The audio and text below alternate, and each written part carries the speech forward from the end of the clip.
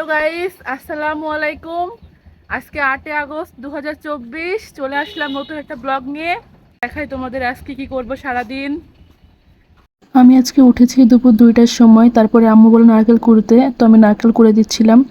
তারপরে নারকেলগুলো ভালো করে বয়ামে ভরে ডিপে রেখে দিয়েছিলাম। এরপরে আমি বসলাম ময়দা চালতে। এগুলো ছিল গমের ময়দা, তারপর চালের ময়দাও চেলেছি কিছু, দিয়ে বয়ামে ভরে রেখে দিয়েছিলাম। এরপরে সব কিছু পরিষ্কার করে দিচ্ছিলাম। তারপর আমি একটা রেসিপি বানাতে শুরু করলাম।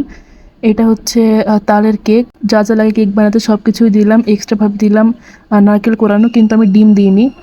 তারপরে এভাবে করে উপর দিয়ে কিছু নারকেল সাজিয়ে দিলাম।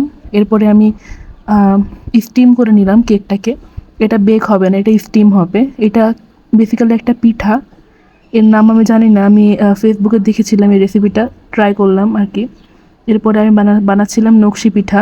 চালের ময়দা আহ, যাকে বলে খামির করে নেওয়া, খামির করে নিলাম। তারপরে ভালো করে মথে নিলাম।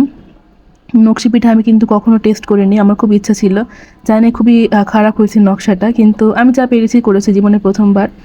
এগুলো একবার ভেজে রেখে দিতে হবে। তারপরে যখন আবার রসে ভিজাতে হবে গুড় দিয়ে, তখন আবার ভেজে তখন রসে ভিজাতে হবে। নকশি পিঠাগুলো বয়ামে ভরে 1 মাস রাখা যাবে। আজকের ব্লগটা অনেক বেশি ছোট হয়ে গেছে আমি জানি। আজকে তেমন সারাদিন কিছুই করিনি যে ব্লগ করব, আর আজকে একটা লস ডে ছিল। যাই হোক, আজকের মতো এইটুকুই। টাটা, আল্লাহ হাফেজ।